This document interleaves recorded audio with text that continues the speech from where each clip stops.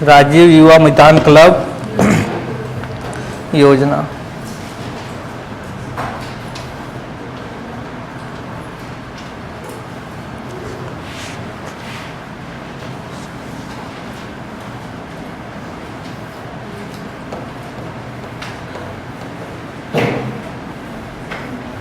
तो आइए इसको देखते हैं और समझते हैं कि क्या है ये।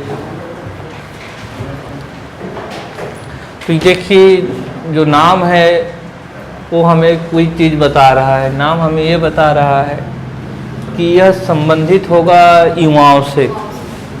और क्लब अभी क्या होता है, सम्मिलन स्थान को क्लब कहते हैं, जहाँ लोग आकर मिलते हैं, बातें करते हैं, विचार विमर्श करते हैं, चर्चाएं करते हैं, तो उसको क्या कहते हैं, क्लब कहते हैं। तो यानी यहाँ कुछ लोगों का समूह होगा और उस समूह का जुड़ाव किससे होगा, तो युवाओं से।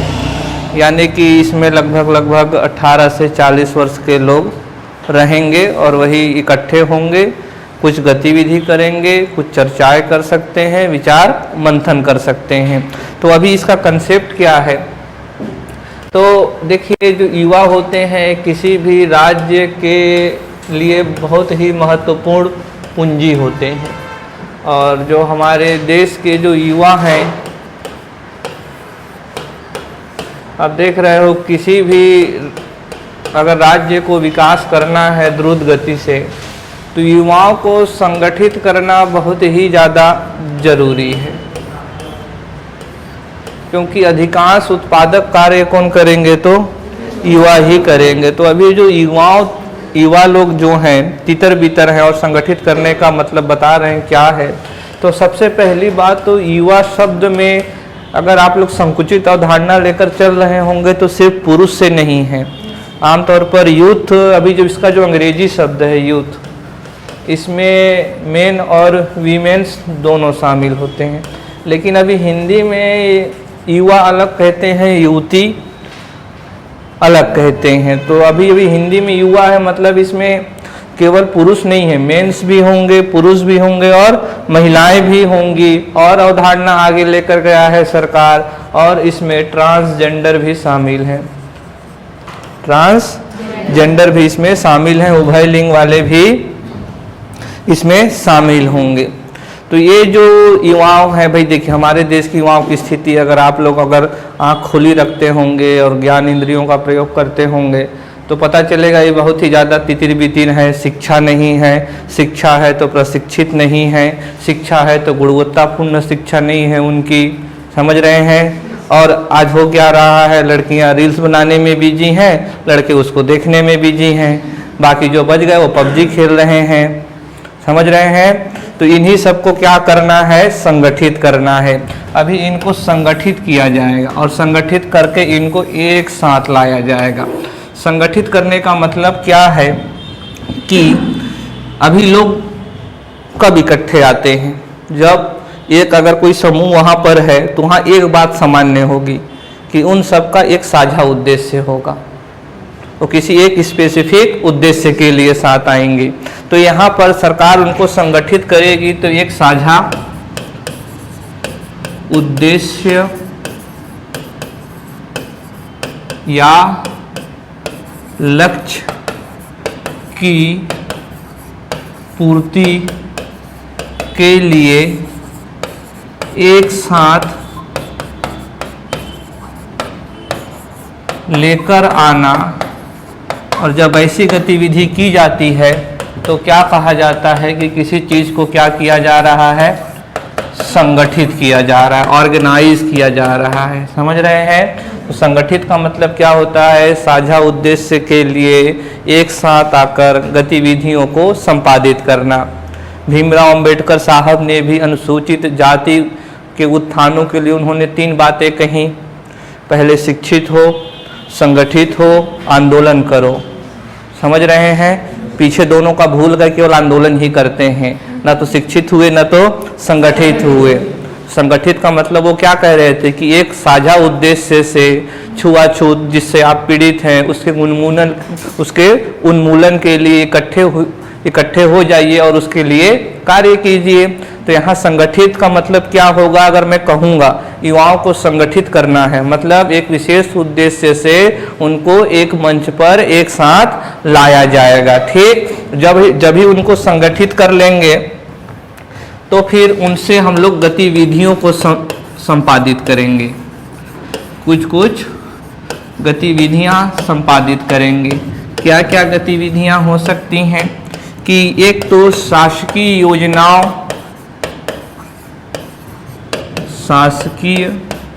योजनाओं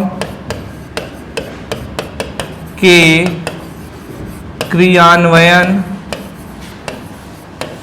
में युवाओं की भागीदारी सुनिश्चित करना। युवा मतलब पुरुष तो नहीं समझ रहे हो? युवाओं की भागीदारी सुनिश्चित करना कि जब भी कोई स्कीम है उसको ग्राउंड लेवल पर इम्प्लीमेंट करने के लिए किसको साथ में लेना है? तो युवाओं को। ठीक, आगे क्या करा सकते हैं इन्हीं युवाओं से? छत्तीसगढ़ के पर्यावरण एवं संस्कृति के संरक्षण के लिए गतिविधियां कराएंगे। समझ रहे हैं? जैसे कि अभी कृष्ण कुंज में इनको जोड़ा गया है, खेल प्रतिस्पर्धा इत्यादि में भी इनको जोड़ना है। तो अभी जो छत्तीसगढ़िया ओलंपिक हुआ था, यहाँ ये युवा मितान क्लब योजना में भी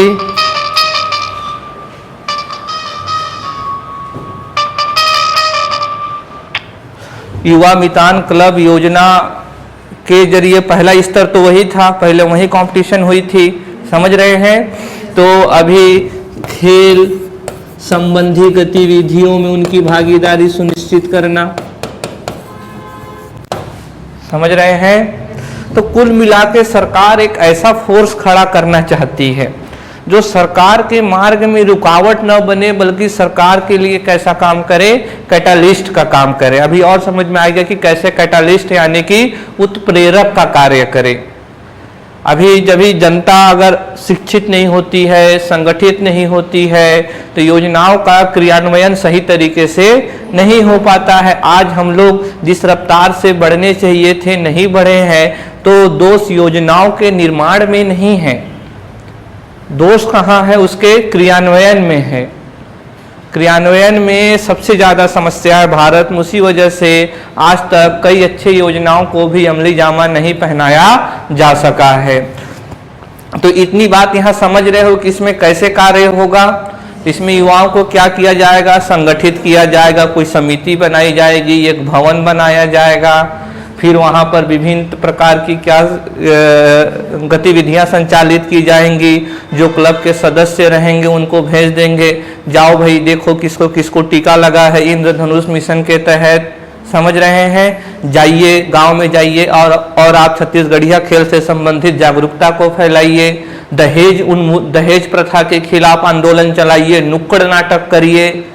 समझ रहे हैं? सार्वजनिक स्थानों पर कविता के माध्यम से लोगों में जागरूकता फैलाइए। समझ रहे हो? हाँ, तो कुल मिलाकर विकास उन्मुख गतिविधियों में युवाओं को शामिल करने के लिए इस योजना को शुरू किया गया है। तो कंसेप्ट समझ गए? इसका कंसेप्ट क्या है? अब देख लेते हैं कि है क्या। तो बताएंगे कि युवा किसी राज्य के लिए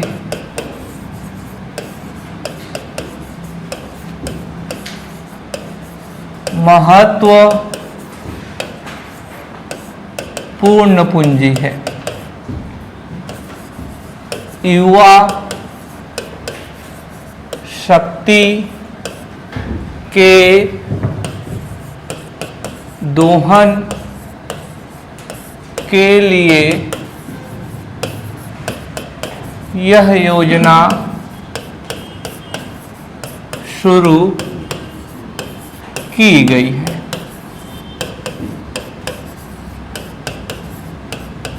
यह योजना शुरू की गई है। ठीक, युवा शक्ति को जो भी युवाओं हैं उनकी क्षमताओं का अनुप्रयोग करने के लिए, ताकि वो व्यर्थ न जाए। कैसे व्यर्थ होगी अभी बता रहे हैं थोड़ी देर में, ठीक, और समझ में आएगा, क्योंकि आप लोग भी इसी वर्ग में शामिल हैं, समझ रहे हैं। आप भी छत्तीसगढ़ के लिए पूंजी हैं, कैपिटल हैं, और पूंजी में अर्थशास्त्र का सिद्धांत क्या कहता है कि पूंजी हमें रिटर्न देता है, एक लाभ दे के जाता है, समझ रहे हो, तभी पूंजी कहते हैं उसको। हाँ, कहते हैं ना ये मेरी पूंजी है, जीवन भर की पूंजी है। जो पढ़ा लिखा रहता है, जो कारीगर होता है, जो सीखा रहता है, उसको क्या कहता है, ये मेरी जीवन भर की पूंजी है, समझ रहे हैं। तो अभी इसको देखना होगा उद्देश्य में, उससे पहले देख लेते हैं कि हाल में ही छत्तीसगढ़ में भी योजनाओं के विभागों को पूछा जाता है। ये शुरू हुआ था केंद्रीय लोक सेवा आयोग से कि बहुत सारे योजनाओं के मंत्रालय को पूछा जाता है कि निम्न योजना किस मंत्रालय से संबंधित है। अब स्टेट लेवल पर ज़्यादा मंत्रालय नहीं होते हैं, विभाग होते हैं, बोलिए, और उनको ही मंत्री का दर्जा दे दिया जाता है। तो इसके लिए कौन सा विभाग नोडल विभाग की तरह कार्य करेगा, तो खेल एवं युवा कल्याण विभाग। युवा को फिर तो संकुचित नहीं कर रहे हो ना। अगर युवा का मतलब सिर्फ पुरुष हो जाएगा तो भला, जब सरकार ही पुरुषवादी सोच की है तो समाज में कैसा आएगा। तो यहाँ युवा का मतलब क्या है, पुरुष भी, महिलाएं भी और ट्रांसजेंडर भी। तो कौन सा विभाग समर्पित रहेगा, खेल एवं युवा कल्याण विभाग होगा। आइए इसके उद्देश्य को देखते हैं। तो दो उद्देश्य तो आप जान गए, जिसको कथन बनाकर पूछा जाएगा, ठीक। एक तो क्या, युवाओं को संगठित करना, पहला,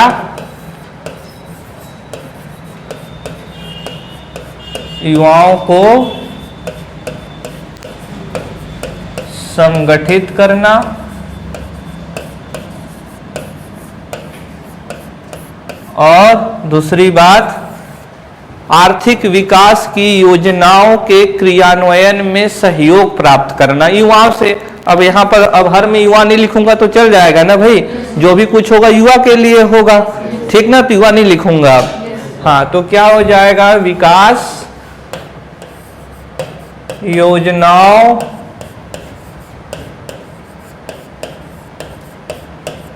के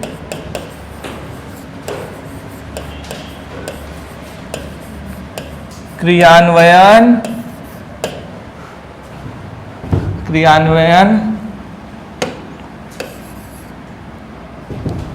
में सहयोग प्राप्त करना।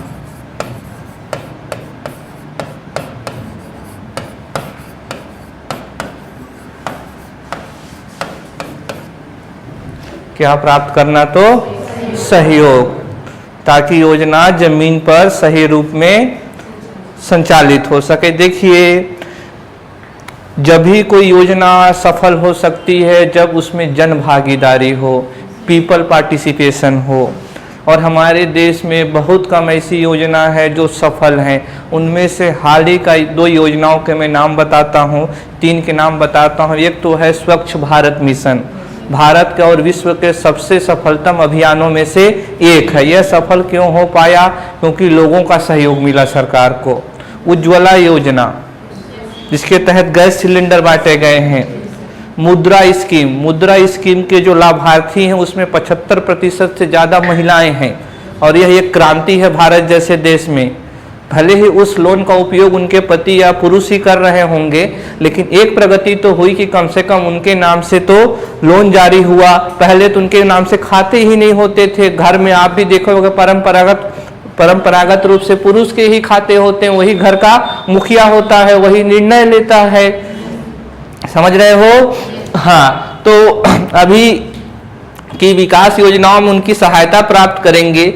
जो तीसरा है वो महत्वपूर्ण है कि नेतृत्व क्षमता का विकास करना युवाओं में।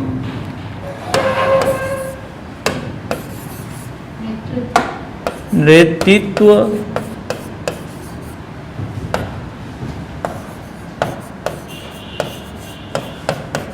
क्षमता का विकास, लीडरशिप कैपेसिटी या लीडरशिप एबिलिटी, नेतृत्व क्षमता का विकास। क्या मतलब होता है नेतृत्व क्षमता का? लीडरशिप क्वालिटी क्या होती है? लीडरशिप क्वालिटी में सबसे पहले देखा जाता है विजन, कि अगर किसी व्यक्ति में लीडरशिप क्वालिटी को आपको तौलना है तो उसके विजन को देखना पड़ेगा। विजन का मतलब क्या है? दृष्टिकोण। बहुत ही महत्वपूर्ण शब्द है। इस प्रकृति में सबके पास दृष्टि होती है, लेकिन बहुत कम लोगों के पास दृष्टिकोण होती है। नज़र सबके पास होता है, नज़रिया कम लोगों के पास होता है। अंधे के पास नज़र नहीं होती, लेकिन जबाना को वो भी एक दृष्टिकोण से देखता है। और यह भौतिकी रूप से भी सही है कि जो भी चीज़ आप देख रहे हो, समझ रहे हो, वो आपका क्या है? एक दृष्टिकोण है, आपका एक फ्रेम है।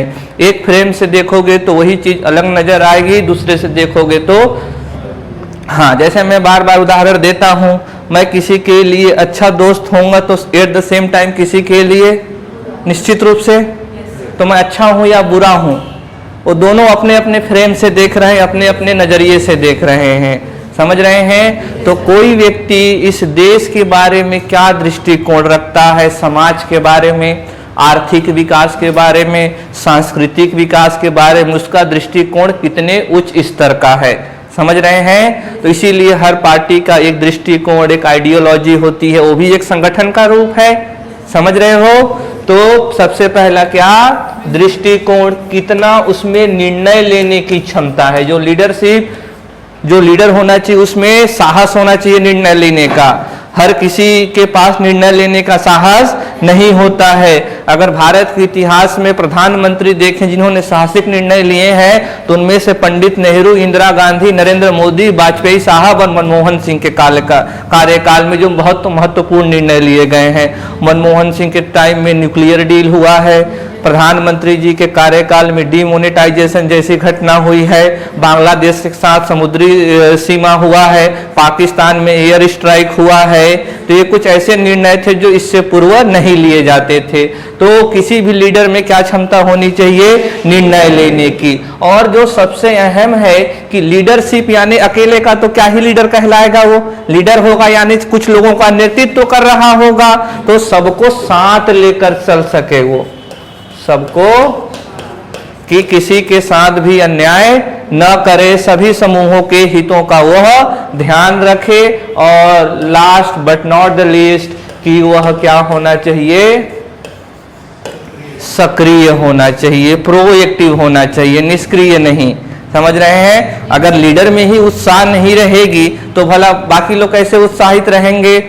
देखे हैं, इसीलिए मेरा मानना था कि विराट कोहली सबसे उत्तम कप्तान है भारतीय टीम के। वो सबसे ज्यादा पूरे मैदान में क्या रहते हैं? उत्साहित रहते हैं। समझ रहे हैं? तो लीडर को हमेशा ऊर्जा से परिपूर्ण, भले ही ना खाया हो, लेकिन उनके सामने कैसा होना चाहिए उसको? बोलो, आप लोग भी निष्क्रिय हो गए हो लग रहा है। ठीक, नेतृत्व क्षमता का क्या करेंगे? विकास करना है युवाओं का। अब समझ गए इसका मतलब क्या है लीडरशिप क्वालिटी का? आगे क्या है? स्वावलंबन। स्वावलंबन लाना युवाओं में। यहाँ जो आएंगे यहाँ यूथ यहाँ जो आएगा, एडमिशन लेगा या मेंबरशिप लेगा, तो उसमें चौथी क्वालिटी क्या डेवलप की जाएगी? स्वावलंबन का। स्वावलंबन का मतलब क्या है? इंडिपेंडेंसी, डिपेंडेंसी या फिर सेल्फ रिलायंट। भला बताइए, युवा नरेंद्र मोदी ने तो पूरे देश को आत्मनिर्भर करने का निर्णय लिया है। आत्मनिर्भर भारत, सेल्फ रिलायंट इंडिया।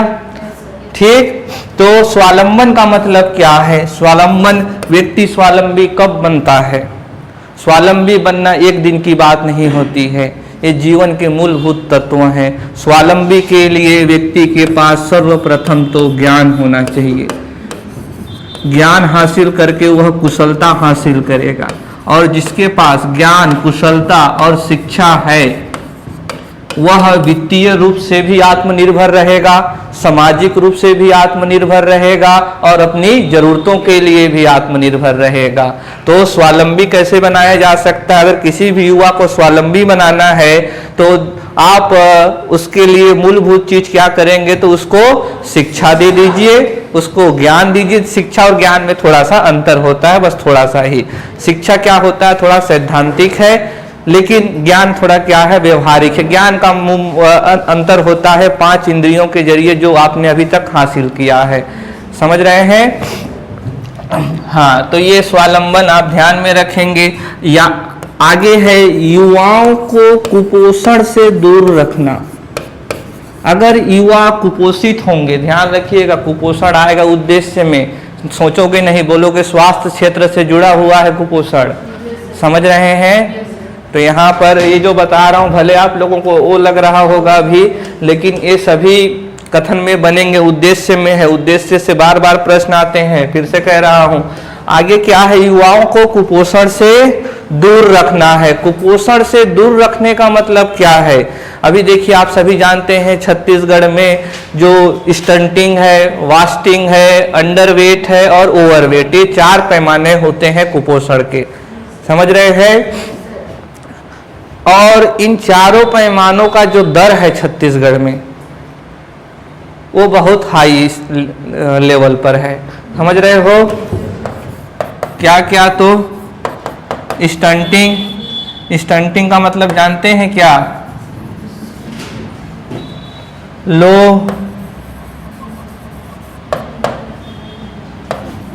लो हाइट,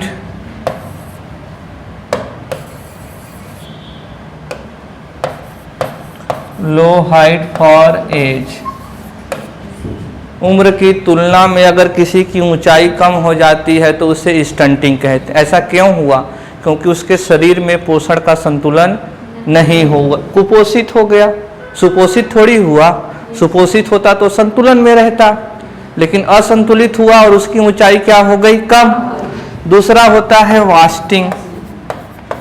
अभी इन सब का कोई हिंदी नहीं होता, अंग्रेजी में ही है। इसी को देवनागरी लिपि में ऐसा लिख देते हैं, कोई हिंदी नहीं होती है। समझ रहे हैं?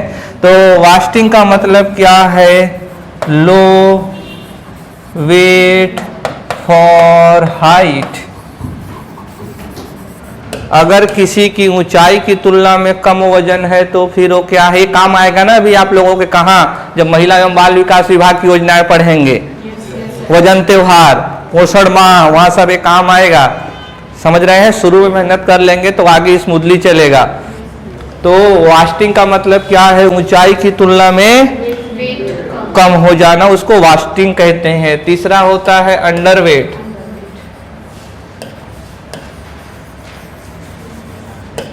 अंडरवेट का मतलब है लो वेट फॉर एज। देखिए सब में अंतर है, मिला मत दीजिएगा। यहाँ लो वेट है ऊंचाई की तुलना में, यहाँ लो वेट है हाँ आयु की तुलना में है। समझ रहे हैं? हिंदी में लिखना चाहोगे तो आयु की तुलना में कम वजन, ऊंचाई की तुलना में कम वजन, और एज आयु की तुलना में कम ऊंचाई, और आगे क्या है तो ओवरवेट, और यहाँ पर लिख लेंगे ओवरवेट फॉर एज। अगर आयु की तुलना में ज़्यादा वजन है तो वो फिर क्या होगा? ओवरवेट होगा। और छत्तीसगढ़ में तो ज़्यादा ओवरवेट की समस्या नहीं है। ओवरवेट की समस्या ज़्यादातर मेट्रो सिटीज़ में है या फिर वेस्टर्न यूरोप में ज़्यादा है। छत्तीसगढ़ का भी आप देखेंगे, छत्तीसगढ़, मध्य प्रदेश, उड़ीसा जैसे राज्यों में अंडरवेट, स्टंटिंग, वास्टिंग का प्रतिशत बहुत ही ज़्यादा है। यानी कि अभी 37% मान लीजिए स्टंटिंग कहा जाता है। तो यानी कि 0 से 5 वर्ष तक के आयु के जो छत्तीसगढ़ के बच्चे हैं, 100 मान लीजिए 100 बच्चे हैं, तो 100 में से 37 लोग क्या हैं? उनकी ऊंचाई उनके उम्र की तुलना में कम है। समझ रहे हैं? इसका ऐसा मतलब होता है। बोलो हाँ। और एक और आगे जोड़ दिया जाता है, वो क्या है तो एनीमिया। एनीमिया ये तो बहुत ही एकदम विकराल समस्या है। सबसे पहले तो इसी को हल करना होगा। गर्भवती महिला को ज़्यादा पोषण की आवश्यकता पड़ती है, क्योंकि 2 जीवन का उसको भरण पोषण करना होता है। और अगर उसको सही पोषण नहीं मिलता तो वह महिला किससे ग्रसित हो जाती है? एनीमिया से। और जब भी गर्भवती महिला के शरीर में ही उचित पोषण नहीं होगा तो जन्म लेने वाला बच्चा तो कुपोषित रहेगा ही, शुरुआत से ही रहेगा। तो ये तब सुधरेंगे जब यहाँ ध्यान दिया जाए। इसीलिए गर्भवती महिलाओं को आंगनबाड़ी के जरिए लड्डू दिए जाते हैं, मिलेट के लड्डू दिए जाते हैं, दलिया दिया जाता है, समझ रहे हैं, मैटरनिटी लीव दिया जाता है, 6000 रुपये दिया जाता है, फ्री में एम्बुलेंस दिया जाता है डिलीवरी के लिए, समझ रहे हैं। और न सिर्फ हॉस्पिटल लाने के लिए बल्कि छुट्टी हो जाने के बाद घर जाने के लिए भी, लेकिन नहीं देते, भ्रष्टाचार कर देते हैं उसमें। लेकिन दोनों का प्रावधान है, लेने भी आएगा और देने भी जाएगा। क्योंकि अभी आप लोगों को पता हो या ना हो, अगर संस्थागत प्रसव देखोगे प्रतिशत तो वो भी 70-75 है। अभी भी 25% प्रसव कहाँ होता है? और बिना हॉस्पिटल में पहुंचे, समझ रहे हैं। तो ये संस्थागत प्रसव को बढ़ाने के लिए सरकार कर रही है, क्योंकि संस्थागत प्रसव नहीं होता है तो मातृ मृत्यु दर भी बढ़ जाती है, समझ रहे हैं। 1 लाख में बच्चों को जन्म देने के समय मरने वाली माताओं की संख्या, और बच्चा भी बहुत ज़्यादा डैमेज होता है जब भी अस्पताल में डिलीवरी नहीं होती है। और आप सभी जानते हो आजकल एक चीज़ें हो गई है कि अगर प्राइवेट अस्पताल में जाइए तो तुरंत ऑपरेशन कर देते हैं नॉर्मल डिलीवरी करने के बजाय, समझ रहे हैं, ताकि वो अधिक से अधिक पैसा वसूल सके। स्वास्थ्य क्षेत्र में तो पूरी तरीके से नैतिकता गिर गई है, गरीबों को पूरी तरीके से परेशान कर देते हैं।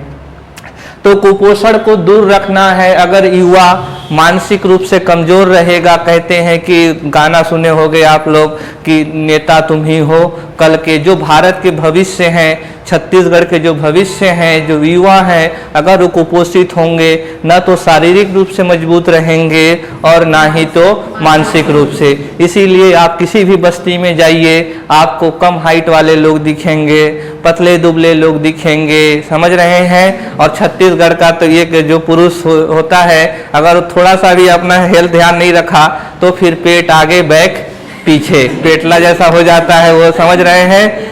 तो वो बिल्कुल कुपोषण का प्रतीक है। आप लोग देखते होंगे जनजातीय क्षेत्रों में स्थिति और विकराल, उनके बच्चों को देखते होंगे आते जाते बस में देखे होंगे आप लोग। तो ये हम लोग को कोशिश करना है कि जो युवा हैं उनको कुपोषण से दूर रखना है, और ये लोग कार्य करेंगे। यहाँ जो शामिल होंगे कुपोषण उन्मूलन के लिए कार्य करेंगे, जाकर बताएंगे कि संस्थागत प्रसव करिए। जागरूकता अभियान इनका सबसे प्रमुख कारण होगा चलाना, ठीक। अब जैसे मानिए बीजापुर का कोई वन क्षेत्र है, अब वहाँ पर ज़्यादा सरकारी कर्मचारी नहीं रहते हैं, समझ रहे हो, और दुर्गम क्षेत्र होता है, तो वहाँ अगर कुछ युवाओं को साथ ले लिए जो वहीं के लोकल हैं।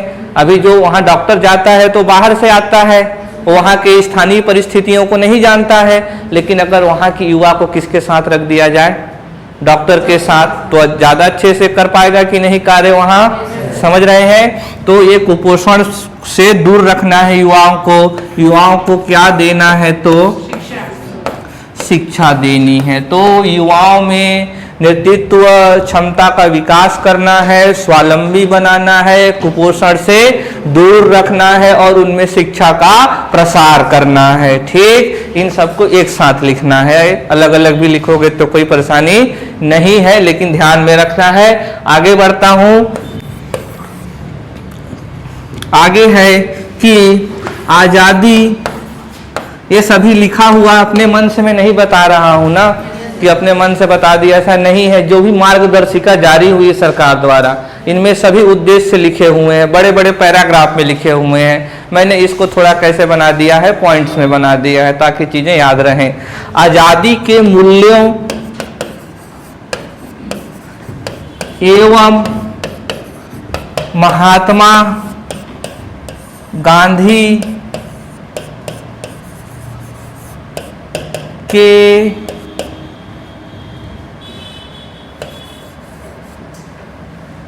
विचारों का प्रचार प्रसार करना।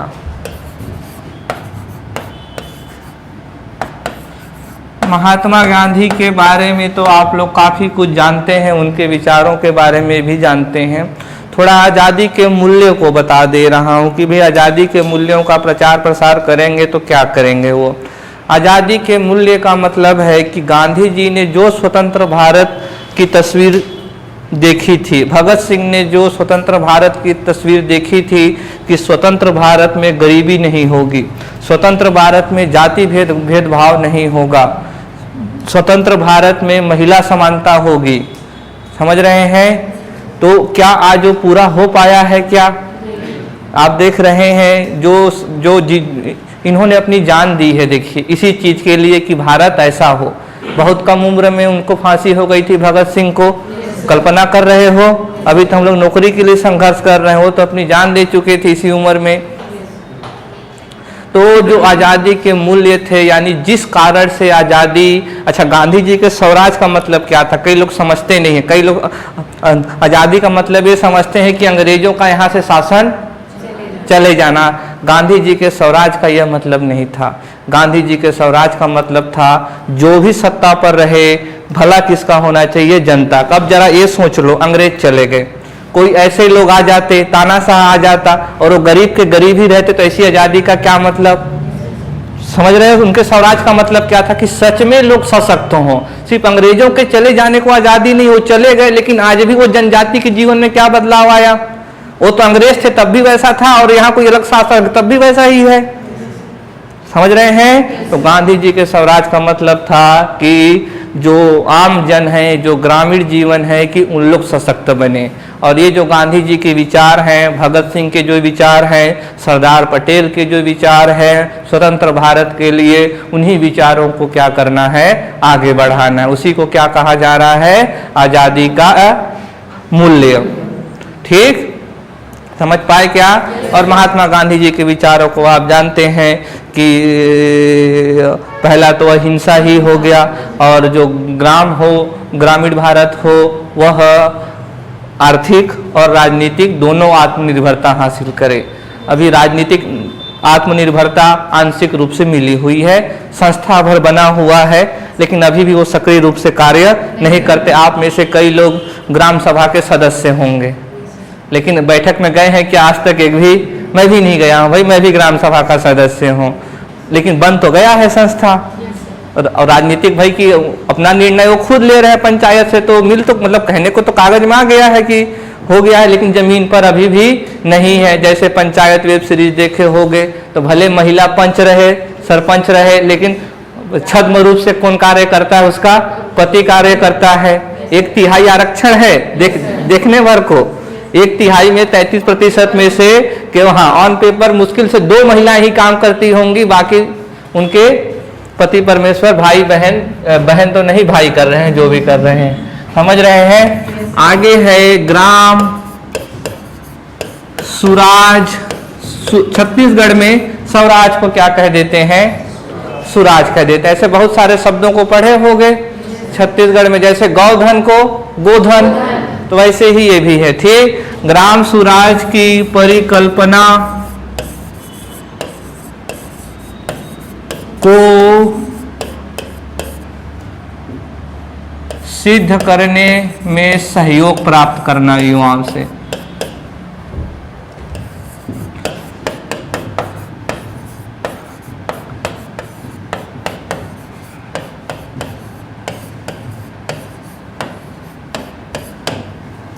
में सहयोग प्राप्त करना। चले आगे। तो ये तो बहुत सरल सी बात है, इसमें ज्यादा कुछ है नहीं। ग्राम सुराज पहले पढ़ चुके हैं। समाज का, ग्रामीण भारत का सामाजिक एवं आर्थिक विकास को ही क्या कहेंगे? ग्राम सुराज। क्योंकि सामाजिक आर्थिक होगा तो वो अपने आप ही आत्मनिर्भर हो जाएंगे। ठीक, आगे जो है, और इसको आप लोग अनुभव किए होंगे कि खेल, शैक्षणिक एवं मनोरंजन आधारित प्रतिस्पर्धाओं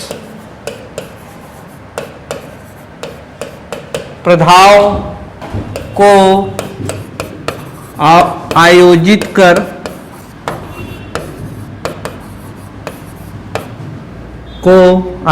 कर स्वस्थ समाज का निर्माण करना।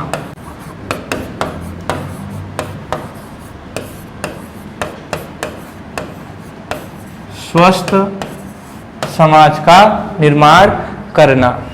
अभी हम बात कर रहे थे नेतृत्व क्षमता विकास का। देखिए, एक बार घड़ा बन जाता है तो उसमें आप संशोधन नहीं कर सकते हैं।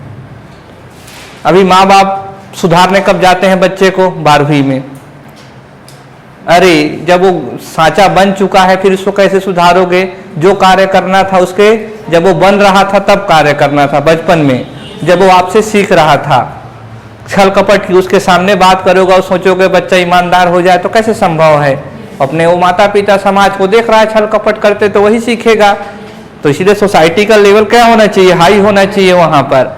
अब हम लोग दहेज प्रथा गलत नहीं मानते हैं, सच में नहीं मानते हैं, कोई नहीं मानता है, क्योंकि देख रहे हैं बहुत सामान्य घटना हो गई है, लेकिन वो सामाजिक कुरीति है, ये समझ रहे हो? हाँ, तो अभी वो जो नेतृत्व क्षमता है, अचानक से आज मेरे को ट्रेनिंग दे दे तो वो मेरे में डेवलप नहीं हो सकती है। नेतृत्व क्षमता का विकास सबसे अधिक होता है बाल्य अवस्था में। बाल्य अवस्था में खेल खेल में जो बच्चा खेल के जरिए डिसीजन लेना सीखता है, क्रिकेट खेलते वक्त, फुटबॉल खेलते खेलते वक्त जितना अधिक सामाजिक प्राणी बनता है वो खेल के माध्यम से बनता है। बच्चा मित्रों से बात करना सीखता है, उससे व्यवहार, क्योंकि माता पिता के साथ तो कैसा भी व्यवहार कर लेते हैं, लेकिन अगर कहीं और जाता है तो थोड़ा सा उसको संयम रखना होता है, फिर वहाँ उसका सामाजिकरण होता है। लेकिन आजकल लोग क्या खेलते हैं? गेम खेल। इसीलिए आजकल के बच्चे क्या हो गए हैं? असामाजिक। सच में हो गए। आप लोग अभी 21वीं सदी वाले क्यों आजकल के बच्चे को देखोगे बात बात में गुस्सा हो जाते हैं, घर से भाग जाते हैं, फांसी लगाने की बात करते, इसलिए माँ बाप ज्यादा डांटते नहीं हैं उनको। समझ रहे हैं? ऐसा क्यों हो रहा है? क्योंकि वो समाज से जुड़ ही नहीं रहे हैं। स्कूल जाते हैं, स्कूल से आके फिर माँ बाप भेज दिए ट्यूशन, स्कूल भी ट्यूशन भी, 6 बज गया, रात हो गई। अब रात में फिर किटर पिटर करे कंप्यूटर में वीडियो गेम दुनिया भर का, फिर खाना पीना, सो गए। तो अभी अगर जिस समाज में खेलों का आयोजन होगा, शिक्षा जैसे क्विज आयोजन करेंगे तो प्रतिस्पर्धा स्वस्थ होगी, शुरू से ही एक क्षमता बनेगा। आप सभी जानते हैं जो बच्चा स्कूल की एक्टिविटी में भाग लेता है वो ज्यादा तेज रहता है। समझ रहे हैं? तो वैसे ही कुछ न कुछ एक्टिविटी होना चाहिए, इससे समाज क्या बनेगा? हमारा स्वस्थ बनेगा। प्रतिस्पर्धा से दोनों का स्तर ऊपर होता है, स्वस्थ प्रतिस्पर्धा होनी चाहिए। किसी की लाइन बढ़े तो उसको मिटाइए मत, बल्कि उसके साथ अपना भी बढ़ाने का प्रयास करिए। तो वैसे ही प्रतिस्पर्धा आधारित गतिविधियों का आयोजन करके स्वस्थ समाज का क्या करना है? निर्माण करना है। जैसे कि अभी उदाहरण क्या है तो छत्तीसगढ़िया ओलंपिक खेल के देखिए कैसे किस तरीके से, भला मैं तो देख के आश्चर्य रह गया, 30-40 की महिलाएं साड़ी पहन के दौड़ा दिए उनको, 1-2 महिला तो बीच में ही फ्लैट। अब साड़ी में भला दौड़े तो दौड़ो, समस्या तो होती ही है, लेकिन जरा देखिए कई तो शायद कुछ बहुत ज्यादा उम्र की थी, कुछ महिलाएं तो जो फूड़ी उड़ी खेल रही थी। तो ये सभी चीज अच्छी है, बोलिए, उनको कम से कम घर से निकलने का मौका मिला। मेरी माँ का तो जीवन चाय बनाते निकल गया, इतना बार चाय पीते हैं दिन भर में घर, बाकी कहीं नहीं जाती हैं वो। समझ रहे हैं? तो कम से कम उनको घर से निकलने का मौका मिला है। तो ये खेल आधारित अगर ऐसी गतिविधियां होती हैं तो समाज कैसा होएगा? स्वस्थ होगा। आगे है कि पर्यावरण एवं संस्कृति संरक्षण में युवाओं को शामिल करके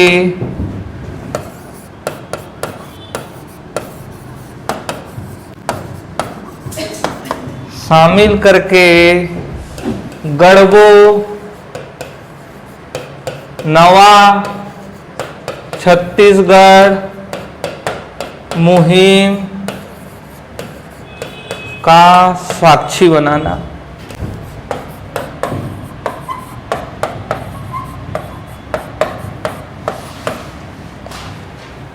अच्छा देखो, ये तो बात जानते हो कि किसी भी चीज का जो बहस होता है आमतौर पर युवाओं पर चलता है, बच्चों पर नहीं रहता, बुजुर्गों पर नहीं रहता। मुख्य धारा में रहते कौन है? सरकार का। जहां भी सुनोगे कौन रहेंगे? तो युवा रहेंगे। अब अगर युवाओं में अगर अपनी संस्कृति के प्रति, अपने पर्यावरण के प्रति अगर विचार आ जाएंगे तो नेता लोग भी उन्हीं की बात करें। नेता लोग किसकी बात करते हैं? वो आपको भांपते हैं कि आप क्या चाह रहे हो। बेरोजगारी चाह रहे हैं, समझ रहे हैं, और जो काम वो नहीं कर सकते फिर आपके सोच को बदल देते हैं, आपका माइंड वॉश कर देते हैं। फिर बताएंगे पाकिस्तान का खतरा है, यहाँ की गरीबी, भूखमरी, शिक्षा, स्वास्थ्य को छोड़कर फिर आपको बताएंगे कि आपकी जाति को खतरा है, आपके धर्म को खतरा है। क्यों? वो आपको भटका रहे हैं आपके मुद्दे से।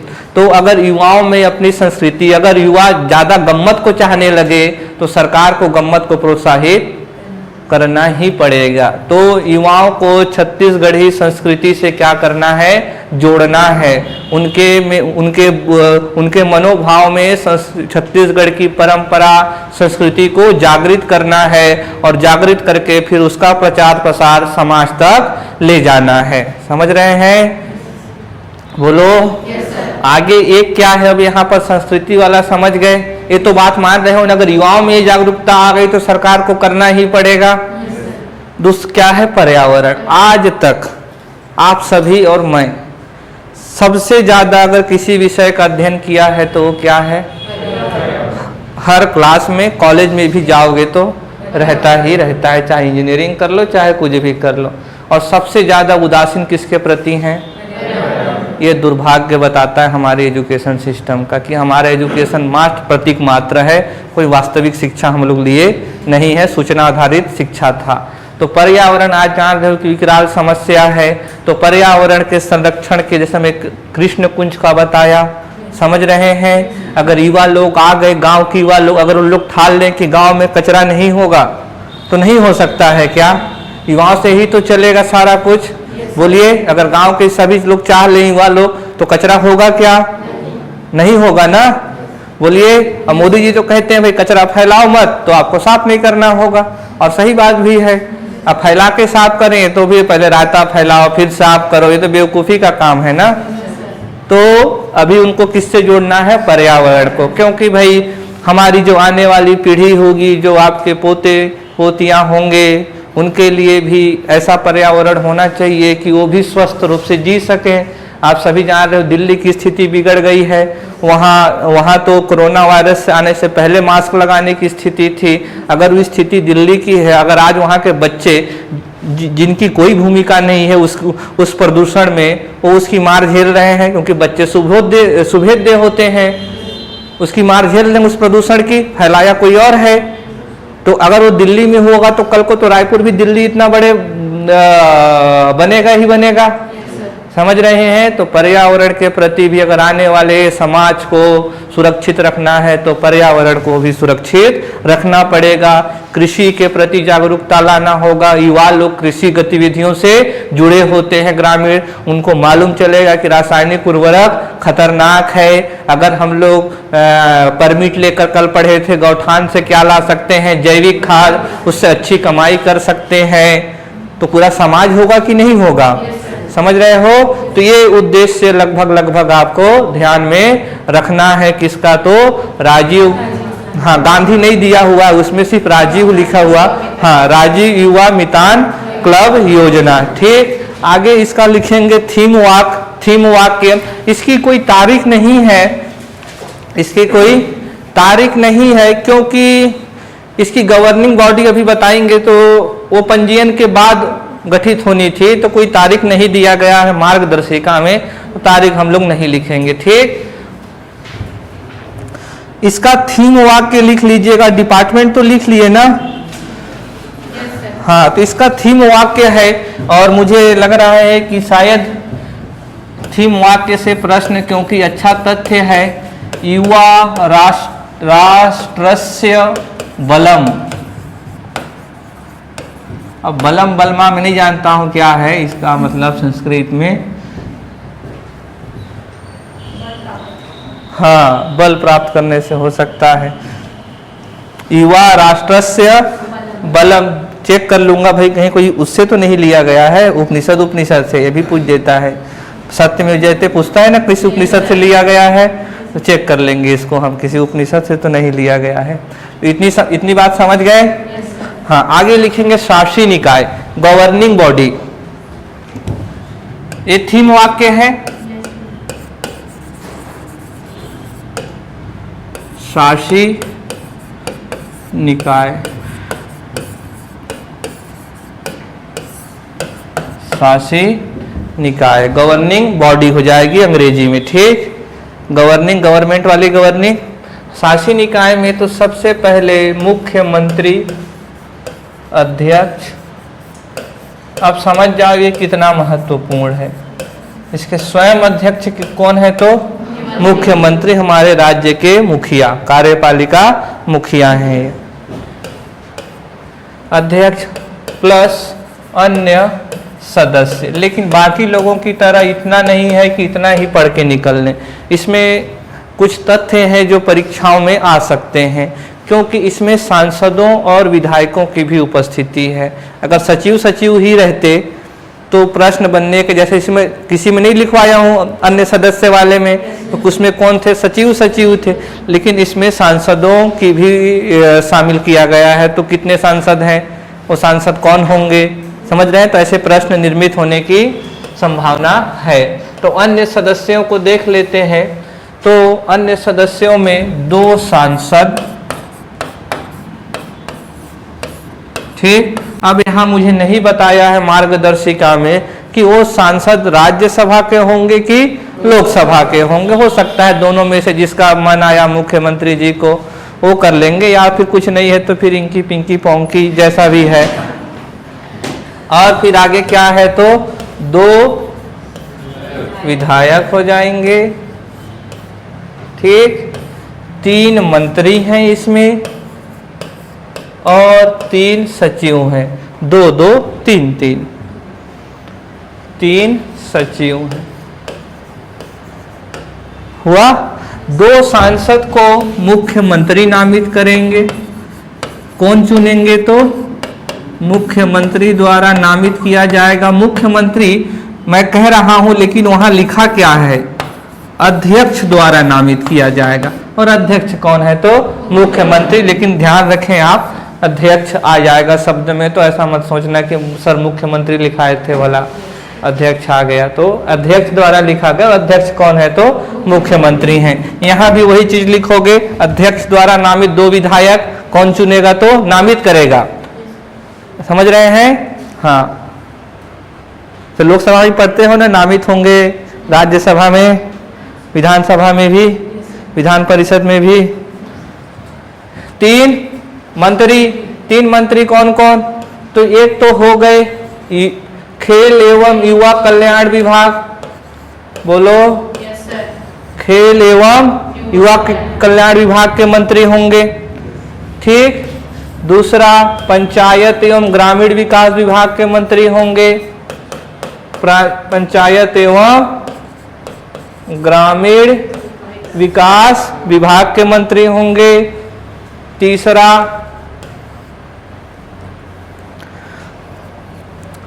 नगरीय प्रशासन एवं विकास विभाग के मंत्री।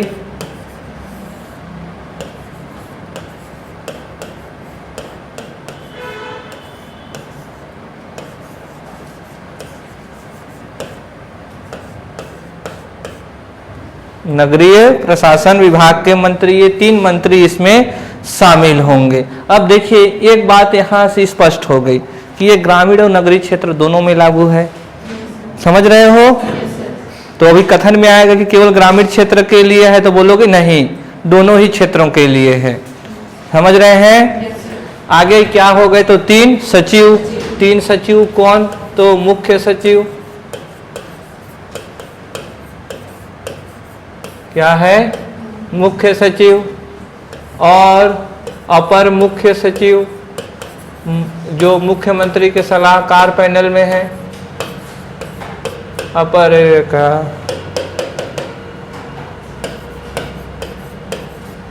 और सचिव कहाँ का? तो खेल एवं युवा कल्याण विभाग का सचिव।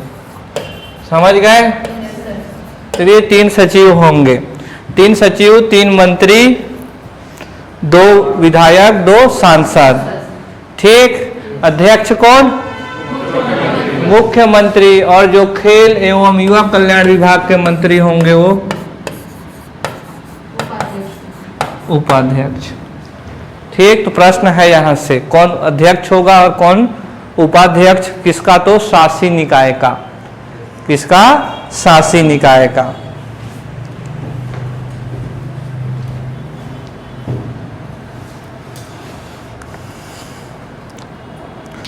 हो गया? 1 बजे तक छोड़ देंगे।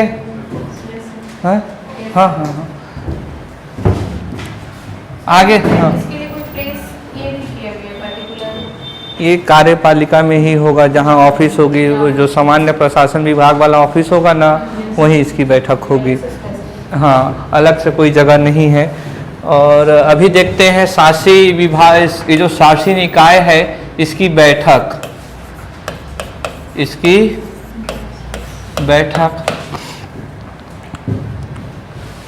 बैठक यहाँ से भी प्रश्न निर्मित होने की संभावना है, क्योंकि यहाँ तथ्य हैं। जैसे पंचायत में पढ़ते हो, कब बैठक बुलाएगा, कौन बुलाएगा, कितने लोग आएंगे तो बैठक होएगा। समझ रहे हैं? और फिर उसकी अध्यक्षता कौन करेगा। तो ऐसे कई प्रश्न रहते हैं। तो बैठक सबसे पहले तो आवश्यकता अनुसार होगी, ऐसा नियत कोई तिथि नहीं है। आवश्यकता अनुसार, आवश्यकता अनुसार बैठक कैसे होगी? अभी लगता है कि आवश्यकता है, तो कैसे बैठक होगी, क्या प्रक्रिया होएगा? तो सबसे पहले मुख्यमंत्री साहब बुलाएंगे, आओ भाई मुख्य सचिव जी, या फिर मुख्य सचिव ना हो तो कौन से सचिव को बुलाएंगे? युवा कल्याण विभाग वाले को। ठीक।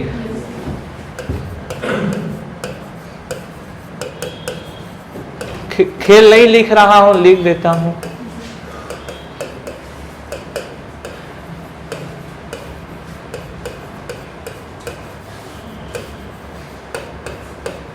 फिर यह क्या जारी करेगा? तो हाँ, चिपकाएगा और फिर क्या जारी करेगा? आदेश। बोलिए। आदेश जारी करेगा और 15 दिन पूर्व करेगा, 15 दिन पूर्व करेगा। और साथ में इसमें एजेंडा भी लिखा रहेगा, किस विषय पर हो रही है, विषय का भी उल्लेख होगा।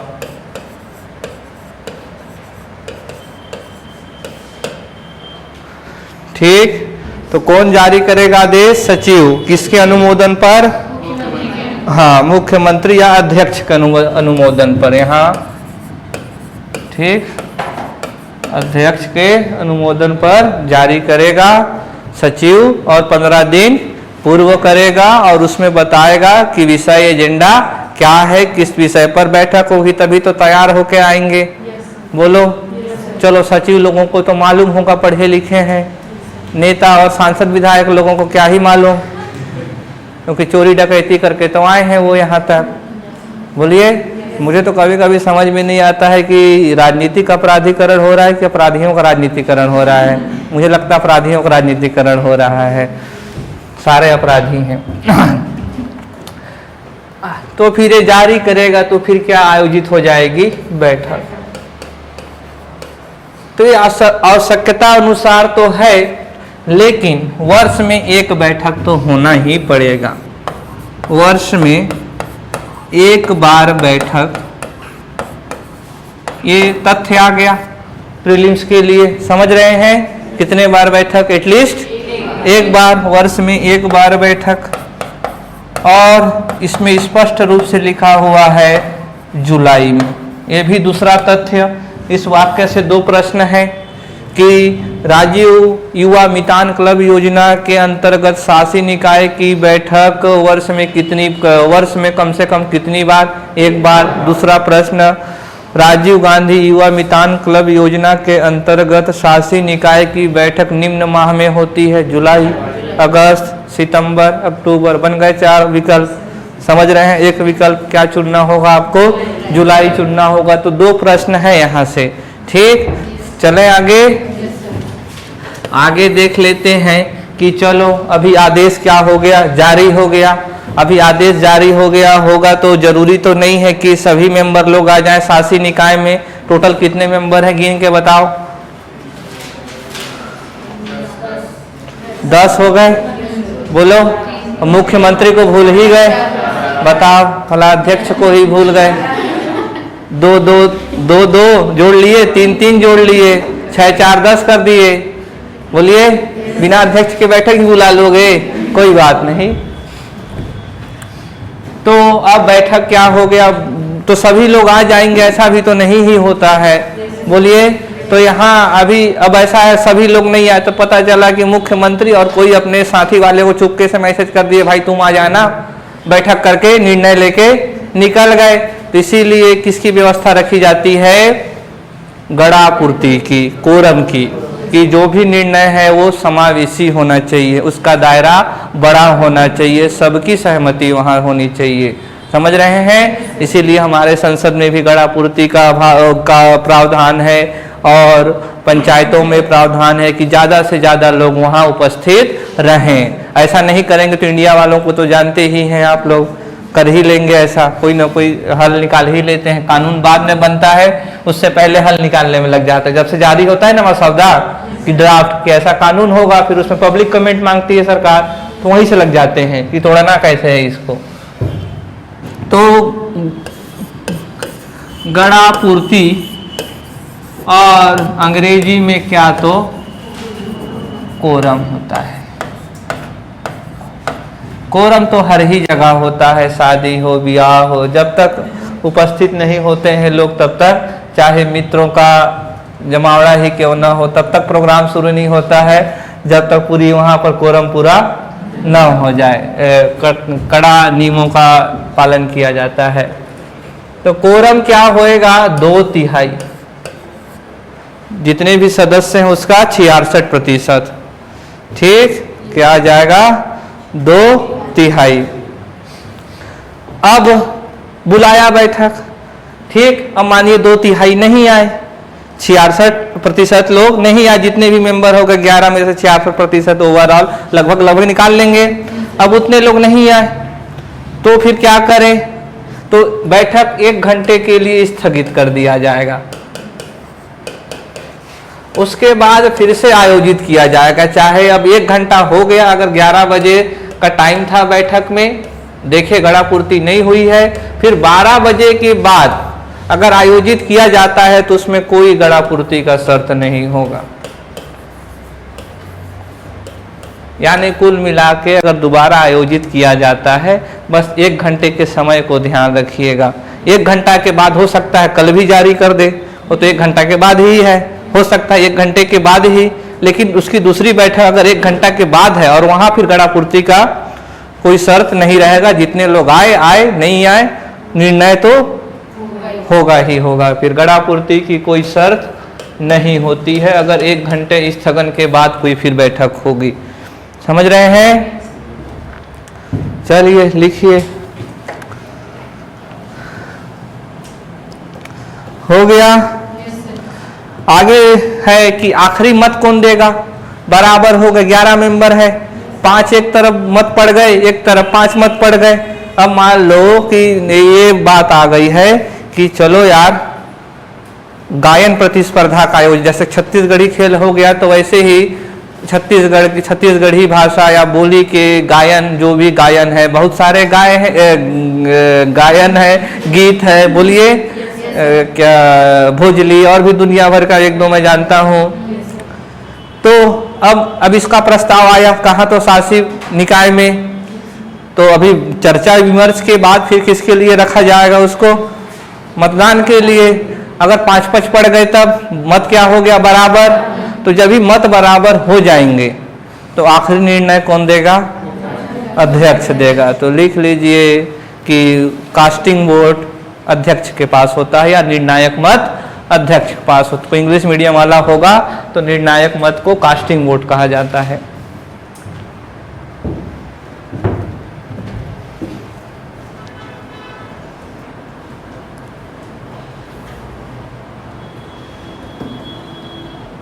हो गया।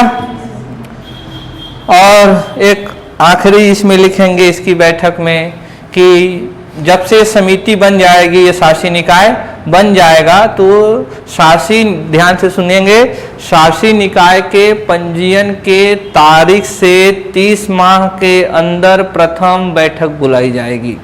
30 माह कह रहा हूँ, 30 दिवस या फिर 1 माह। ठीक, तो लिख लीजिए, क्या लिखोगे? शासी निकाय के पंजीयन की तारीख से 30 दिवस के भीतर पहली आम बैठक बुलाई जाएगी। पहली आम बैठक बुलाई जाएगी। देखिए सब तथ्यों से भरे हैं ना, बैठक वाले को ध्यान रखिएगा यहां से।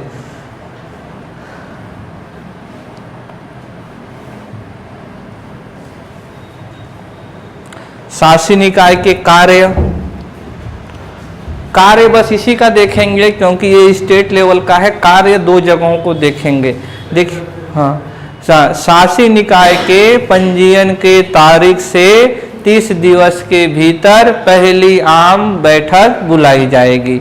ठीक, एक पंचायत में भी रहता है कि नियुक्त होने के बाद या नई सरकार बनने के बाद जो भी पंचायत में बनती है तो ऐसी बैठक होगी।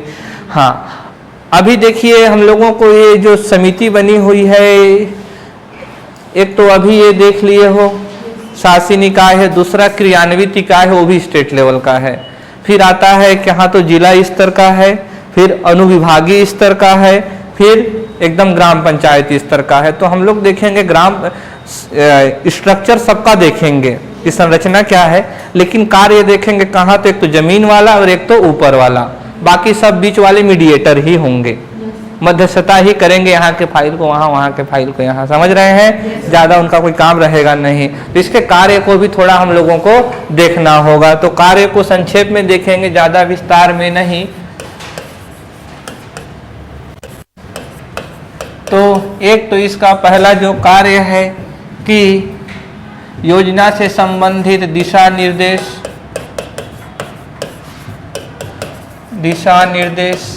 नीतियों का निर्धारण,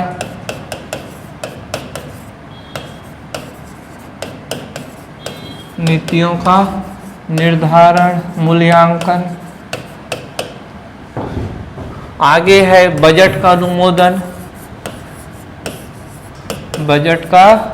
अनुमोदन, कितने की जरूरत है, कितने की जरूरत है इसके लिए पैसा, क्योंकि हर क्लब को 1 लाख रुपए प्रति वर्ष मिलेगा।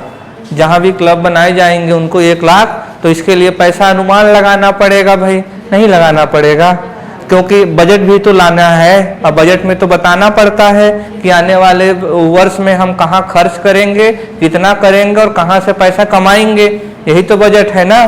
तो वो तो यहाँ से बजट जो भी अनुमोदित हो जाएगा उसको युवा कल्याण विभाग के पास दे देगा, फिर वो जाकर कहाँ देगा, वित्त विभाग के पास, वो बजट बना लेगी। समझ रहे हैं? आगे क्या है, पिछले वर्ष का वार्षिक विवरण, प्रगति प्रतिवेदन स्वीकृत करना।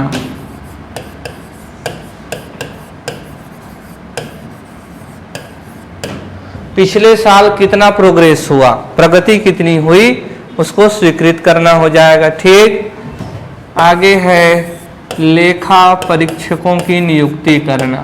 अब इन लोग तो कर नहीं पाएंगे गुड़ा भाग, सचिव लोगों को छोड़ दे, तो लेखा परीक्षकों की नियुक्ति करना जो अकाउंट का ऑडिट कर सके।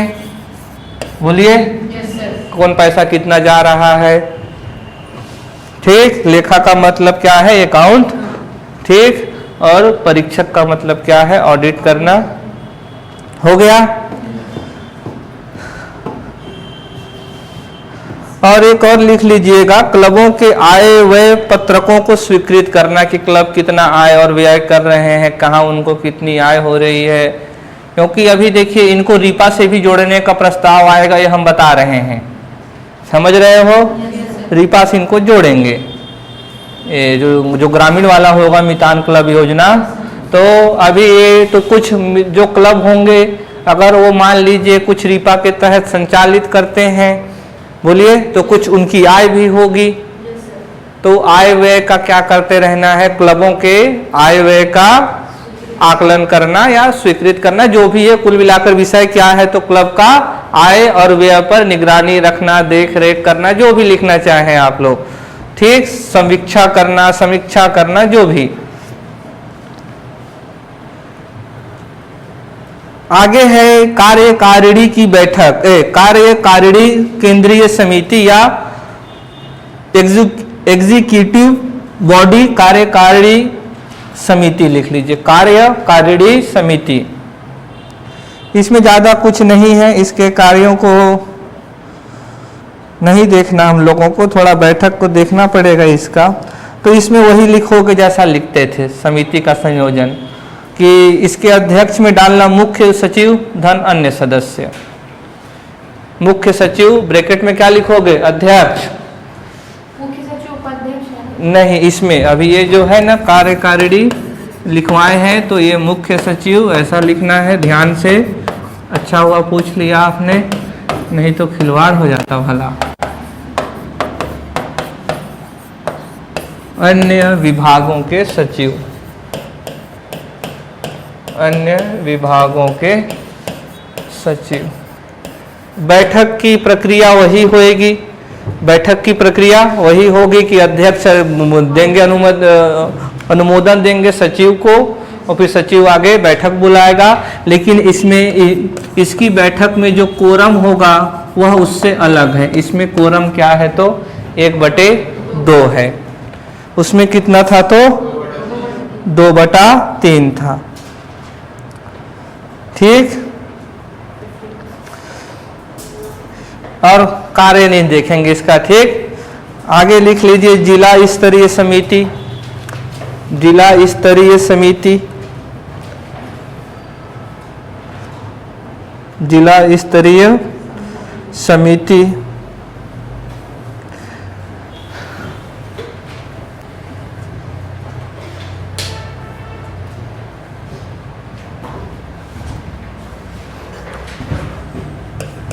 तो जिला स्तरीय समिति लिखे, हेडिंग दिए।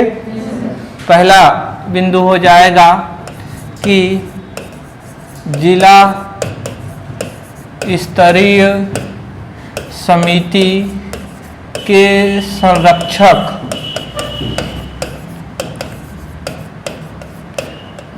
जिले के प्रभारी मंत्री महोदय जी होंगे, मंत्री महोदय जी। इतना खौफ है मंत्री लोगों का कि नाम लेने से पहले भी कान छूना पड़े, समझ रहे हैं, अपने आप ही रिस्पेक्ट निकल जाता है। हालांकि इसमें लिखा हुआ है ऐसा कि मंत्री महोदय जी होंगे। अब इसका संरचना देखते हैं। संरक्षक होंगे, वो शामिल नहीं रहेंगे सदस्यों में, मतलब किसकी भूमिका निभाएंगे, तो जैसे हमारे दादाजी हमारे क्या रहते हैं, संरक्षक रहते हैं, हाँ, पालक, गार्जियन, समझ रहे हैं। तो वो संरक्षक है, दिशा निर्देश या क्या करेगा तो बताएगा कि बेटा ऐसा करो, समझ रहे हैं। तो एक दिशा भर देगा, बाकी वो ज़्यादा उसका कोई काम नहीं है, थोड़ा थोड़ा बता देंगे ऐसा ऐसा कर रहे हैं, जैसे बता देते हैं दादा वादा जल्दी को, ज़्यादा नहीं बताते कि ऐसा कर रहे हैं, ये खरीद रहे हैं, वो खरीद रहे हैं। तो इसके जो अध्यक्ष होंगे जिला स्तरीय के, जिला कलेक्टर होंगे। कौन होएगा, जिला कलेक्टर। और इसके जो उपाध्यक्ष होंगे, उसमें उपाध्यक्ष नहीं है ना, कार्यकारिणी समिति में उपाध्यक्ष वहाँ नहीं है, तो उपाध्यक्ष इसके होंगे तो पुलिस अधीक्षक। पुलिस अधीक्षक को जानते हो क्या, पुलिस अधीक्षक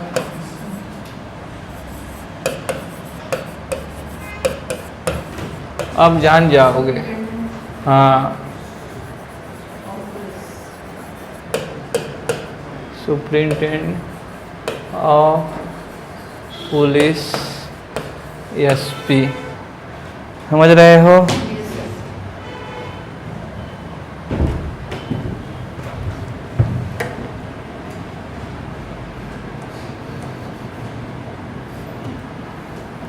बाकी अन्य सदस्य होंगे इसमें, इन लोग के अलावा क्या होंगे तो अन्य सदस्य में भी इसमें कुछ उदाहरण लिख लीजिए। तो सीईओ, वन मंडल अधिकारी, तो ऐसे कुछ यहाँ पर सदस्य होंगे।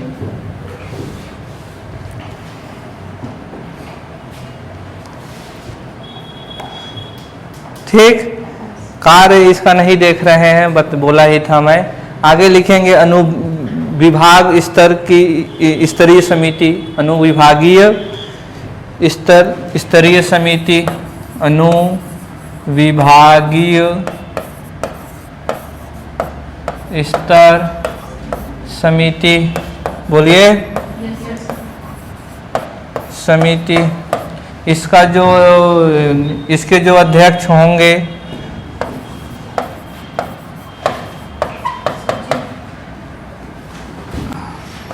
अनुविभागीय अधिकारी राजस्व, क्या कहते हैं इसको?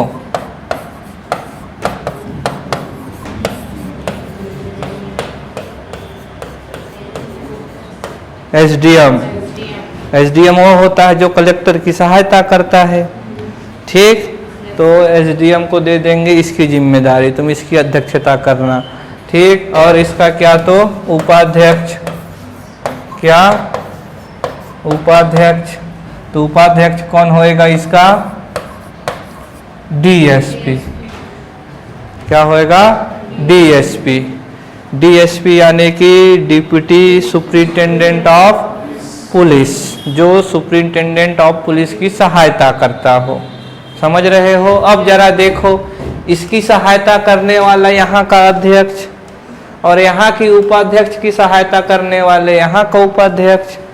बोलो, ये एसडीएम कलेक्टर की सहायता करता है कार्य करने में, और पुलिस अधीक्षक यानी कि, और इसको हिंदी में क्या कहते हैं? उप पुलिस अधीक्षक।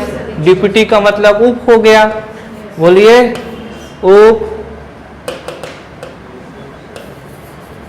पुलिस अधीक्षक, DSP, deputy superintendent of police. ठीक, और धन क्या जोड़ लेना? अन्य सदस्य।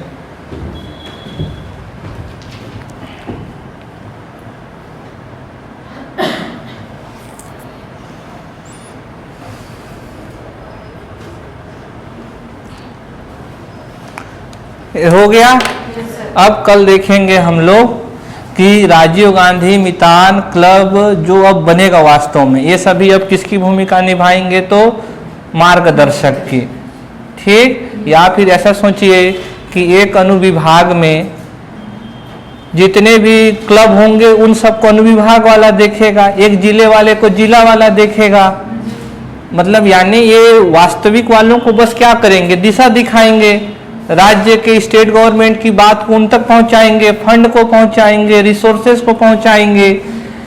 लेकिन वास्तविक कौन होगा? जो वहां क्लब बनेगा। तो कल हम लोग जानेंगे उस क्लब में कौन उसकी सदस्यता ले सकता है, उसके मापदंड क्या है, इसकी बैठक कब कब होगा, क्योंकि इसका बैठक भी हम लोगों को जानना पड़ेगा। जैसे बैठक किसका जाने थे? शासी निकाय, वैसे इसका भी जानना पड़ेगा कि कब बैठक होगी, कितनी गड़ा पूर्ति है।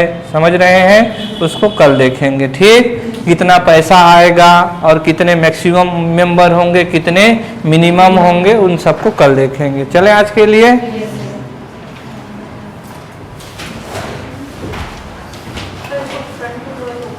कौन सा वाला?